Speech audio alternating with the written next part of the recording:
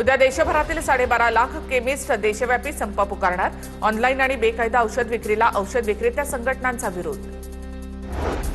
मुंबईमध्ये पाणी तुंबणारच नाही असा क्लेम करणार नाही, अमित साटम यांचं वक्तव्य। मुंबईमध्ये पाणी साचू नये यासाठी 100% प्रयत्न केले जातील, साटमांची प्रतिक्रिया।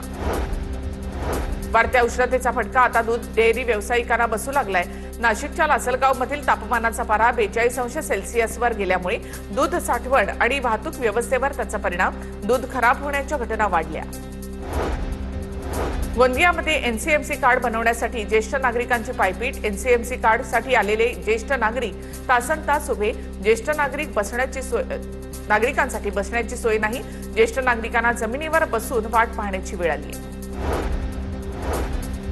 नाशिकच्या मालेगावमधील बाल रुग्णालयामध्ये रुग्णांची संख्या वाढली। डायरिया आणि तापाच्या रुग्णांची संख्या लक्षणीयरित्या वाढली आहे। सामान्य रुग्णालयामधील बालकक्षामध्ये 32 पेक्षा जास्त बालकांवर उपचार सुरू। मुंबईच्या पाणी पुरवठ्यासाठी मांदोरीमध्ये समुद्राचं खारं पाणी गोडं करणारा प्रकल्प राबवला जाणार।